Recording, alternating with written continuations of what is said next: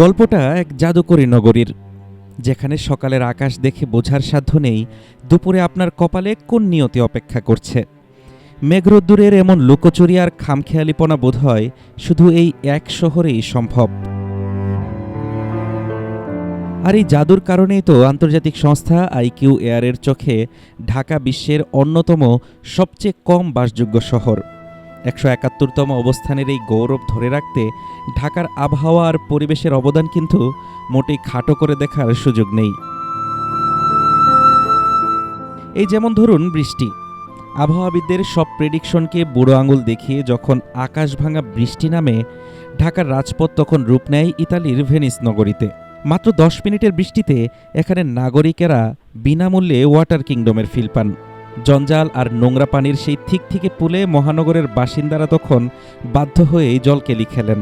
কিন্তু বিনোদনের শেষ এখানেই নয়।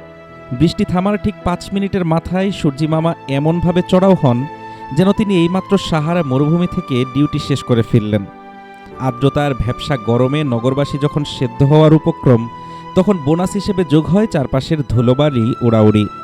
বাসযোগ্যতার স্কোর ৪২ কেন, এর চেয়ে বেশি হওয়াটাই তো অন্যায়। ঢাকার বাতাসকে বলা হয় বহুমাত্রিক।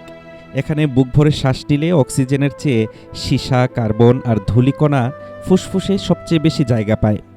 শীত, গ্রীষ্ম কিংবা বর্ষা, সব ঋতুতেই ঢাকার পরিবেশ তার চিরচেনা ধূসর রংটি ধরে রাখতে বদ্ধপরিকর। সবুজ বলতে এখানে যা অবশিষ্ট আছে তা কেবল ট্রাফিক সিগন্যালের বাতিতেই সীমাবদ্ধ।